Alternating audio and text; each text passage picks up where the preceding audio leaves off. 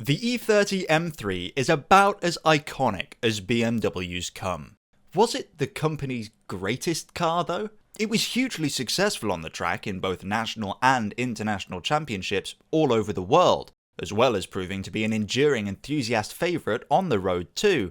But the enormous success of the first M3 was far from a guarantee, and it certainly wasn't plain sailing. In 1984, the trajectory of German motorsport changed forever with the introduction of the Deutsche Produktionswagen Meisterschaft, or DPM. BMW were interested in the new championship, being one of Germany's major manufacturers and all that, and entered the series from the very beginning. They had been contesting the European Touring Car Championship in the early 80s with the 635 CSI, a Group A car based on the company's 3-litre straight-six powered two-door coupe. It was just the latest in a long line of BMW touring cars to contest the series, going all the way back to the BMW 2000, with the 3-litre CSL serving a long stint at the front of the field through the 70s. But by 1984 and the dawn of DPM, the 635 CSI was BMW's most modern and capable Group A machine. So that's what they used. With DPM being so new, it shouldn't be surprising that the reigning ETCC winning car would find success right off the bat. BMW's 635 CSI took the championship's first ever win in the hands of Volker Streichek. That said, it wasn't a walk in the park. Streichek hadn't actually won a single race, but consistency had proven more powerful than outright pace, and the stage had been set for a new touring car battleground. Over the following couple of years, BMW wasn't able to repeat the success, losing to Volvo in 1985 in both DPM and ETCC, and then losing to Rover in 1986, when the championship was officially renamed to the Deutsche Tourenwagen Meisterschaft, or DTM. It was clear that the 635 CSI wasn't cutting it anymore, and that if BMW wanted to be serious contenders in the burgeoning championship, they were going to need a better machine to do it. Today, BMW's M Division and the famous single-letter logo so ubiquitously glued to the back of 10-year-old 120Ds the world over has come to define the BMW brand. A single letter that stands for performance and driving pleasure, and the unfortunate cashing in on that cachet by the brand to sell ever less convincing performance variants of ugly, overweight finance fodder. Not to say that everything currently adorned with an M badge is unworthy, but its potency has surely been diluted by decades of badge marketing. But how did M become such a draw to begin with that BMW would feel the need to lean on its legacy to sell new cars? Well, the division has been around since 1972 and was responsible for BMW's racing machines from the 3-litre CSL onward, with the M1 appearing as the first M car in 1978. But the direction of M would change dramatically when they were tasked with replacing the ageing 635 CSI. Given that the Group A regulations DTM was governed by dictated that the competition cars had to be based on, and not too far removed from, a road-going counterpart of which at least 5,000 had been built, though with later versions this number decreased and evolution rules allowed for smaller numbers of follow-up models, etc, etc, BMW needed to select a base car that was capable of transforming into a monster on the track. They selected the two-door E30 3 Series that had first appeared for sale in 1982. It appeared a very savvy choice, with a sporty shape and not much mass, but there was a long way to go before the E30 could win races. The chassis was revised, the wheel track widened, aero tweaks made, and most consequential of all was the change in engine philosophy. The M3 would use a 4-cylinder instead. The 2.3-litre 4-banger was noticeably lighter than the straight 6 and could be positioned further back in the car for better weight distribution, and could even rev up to 9,000 RPM. In road car trim, the first generation M3 made around 200 horsepower, but tuned up for racing, it made around 100 horsepower more than that. Paired with a small, light body and a race-ready chassis, BMW Motorsport were ready to fight back. Lots of BMW's customer teams were keen to race with the new car, with the start of the 1987 DTM season seeing M3s in the hands of Alpina, Autohaus Volstadt Racing, Vogelsang Automobil and Zakspeed. The first two races of the season were strong for BMW, with Harald Gross winning the opening round at Hockenheim for Vogelsang Autos, and Mark Hessel winning round 2 for Zakspeed. Unfortunately for BMW, the next few rounds were totally controlled by Ford's Sierra XR4, which in the hands of Manuel Reuter and Frank Biela clearly appeared fit for a championship win. But Ford's run came to an end at Norrisring, when Olaf Mante took victory in an M3, with Hessel not far behind. The Sierra XR4 would take its last win at the Nürburgring, destined for replacement by the RS 500 for the final few rounds, with BMW taking victory at Wunstorf and Diepholz before Ford rounded out the season by winning in Salzburg with their new car. The back and forth between BMW and Ford had made for some great racing, and the championship could have gone many ways, but in the end it went to Zakspeed driver Erik van der Poel in his M3.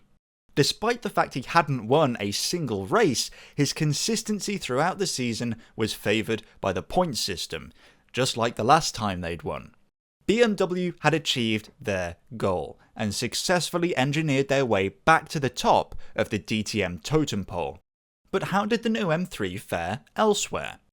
BMW continued to contest the ETCC2, fielding their new car alongside the old 635. Of the 7 races that made up the 1987 ETCC, BMW M3s won 6 of them, with the championship being won by Winnie Vogt racing for Linde Rennsport.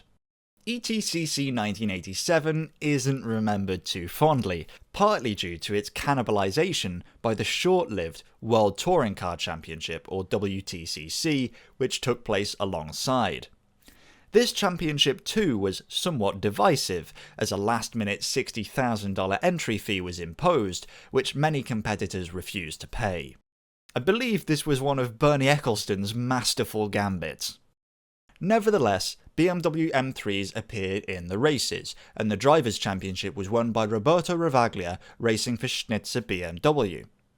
Unfortunately, they missed out on the Teams' Championship by just 4 points, losing to Texaco Team Ford. BMW fielded entries in larger non-championship events too, including the 24-hour races at Spa and the Nürburgring. In 1987, Ford won at the Nürburgring, but BMW saw victory in Belgium, proving the M3 wasn't just fast, but reliable enough to win a grueling 24-hour race. On a side note, BMW were also contesting some rounds of the World Rally Championship with the M3.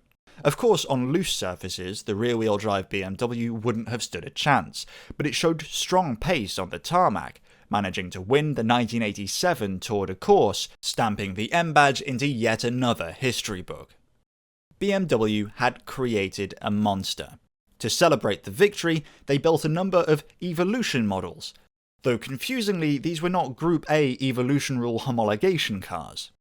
BMW were working on a much more serious Evo car for competing in DTM, with the celebratory machine dubbed the Evo 1 and the serious racing car dubbed the Evo 2. Development of the Evo 2 was necessary to try and stay ahead of the ever-advancing Mercs and Fords. They made a number of tweaks, including lightening the flywheel and fiddling with the final drive ratio to eke out a slightly higher top speed. Some engine fettling resulted in around a 10% power gain. 501 road cars were built to tick off the Evolution homologation requirement, and it was game on for 1988. Well, nearly. In 1988, DTM's championship format was changed, moving from the traditional 1 race on a Sunday model to 2 races per weekend. While the races were relatively short, generally around 55 minutes, the doubleheader format certainly delivered the action. Despite showing serious strength in 1987, the 1988 DTM season was unlikely to be a cakewalk for the BMW runners, who would have to wait until the latter half of the season to get their hands on the Evolution car, which had only been put into production that March. Mercedes was no joke, and the Sierra RS 500 had proven itself to be a formidable force, in the few races it had contested at the end of the previous season. Unsurprisingly, therefore, the first 2 races at Zolder went the way of Klaus Ludwig at Ford. But in round 2 at Hockenheim, Christian Danner, racing for Alpina, took 2 wins, only making way for Kurt Thiem at the first race of round 3 at the Nürburgring, also driving an M3. Despite the strong start, the next couple of races made clear that Ford and Mercedes were the true powers on track in 1988, even in spite of efforts by the governing body to slow down the turbocharged Ford using a restrictor plate. It didn't work. The Sierra RS 500 was by far and away the fastest car on track. Roberto Ravaglia, driving for Schnitzer, who were new to the DTM fold, would score a double victory in Salzburg, though it must be said that victory in this instance is perhaps a stretch. Race 1 saw 3 starts, all of them calamitous, before it was eventually cancelled due to the mayhem. Race 2 got underway, only for so many cars to be taken out by on-track score settling that race 2 was cancelled. The remaining 2 events were more fighting between Ford and Mercedes, with BMW not troubling the top spot again. In the end, Klaus Ludwig took championship victory, deserved for both him and the mighty Sierra RS 500 that carried him there. WTCC folded after 1987, leaving ETCC as BMW's other big stage. In the European Championship, 1988 was kind of a repeat of 1987 results-wise, though the journey was a little different. Like DTM, measures had been taken to slow down the Sierra. This time though, it was added weight, but it didn't make much difference. The rules shake-up had caused Alfa Romeo to abandon the championship, leaving most of the racing down to Ford, BMW, Toyota, and occasionally Nissan. Ford should have won easily, but luck was on BMW's side, and Ravaglia won the Drivers' Championship for the 2nd year in a row. Ford once again won the Teams' Championship. The constant messing with the ill-fated WTCC and Procar saw the internationalised touring series so fragmented and damaged that 1988 would be its final season for a long time. Like WTCC the year before, it collapsed.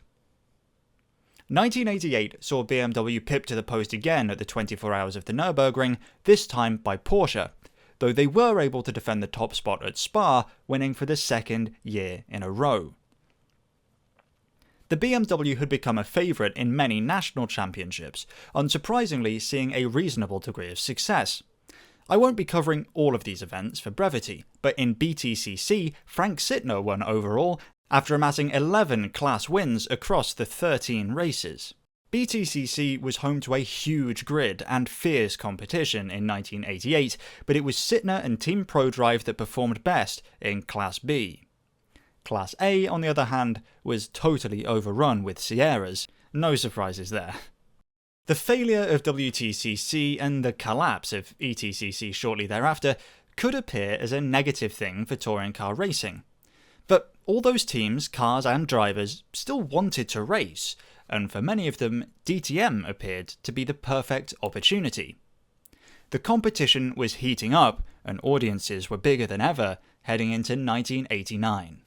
Despite strong qualifying pace from the M3, it wouldn't be until the 4th race, race 2 at Hockenheim, that Johnny Cecotto would score BMW's first victory of the season for Team Schnitzer. But it was far from the last. Steve Soper, racing for Zakspeed, scored a double win at the Nürburgring, and a couple of races later, Roberto Ravaglia won the Saturday race at Avers.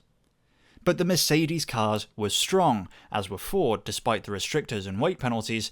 Every race was a fight. Soper and Cecotto would pick up an extra win each over the next 3 rounds, with Ravaglia remaining a consistent presence just behind the podium spots. By now, everyone knew that winning wasn't the only way to win. At Diepholz, Klaus Ludwig would take a double victory for Mercedes and repeated the feat at the next round too. The final round was controlled by Ford, but Ravaglia, helped by a 2nd place finish in the final race, managed to secure the championship. Despite having only won 1 race in the 22-race season, once again the scoresheet rewarded consistency, and BMW's M3 was just the machine for the job. The M3 returned to the non-championship 24-hour races at Spa and the Nürburgring again in 1989, taking victory in the Green Hell, managing to beat Porsche. Unfortunately, they weren't so lucky at Spa, losing out to the Sierra RS 500. Despite winning in DTM in 1989 and establishing that the M3 was a top contender in all things Group A, BMW were keen to stay ahead of the game, heading into the 90s. To this end, development was underway on the M3 Evo 3, better known as the Sport Evolution.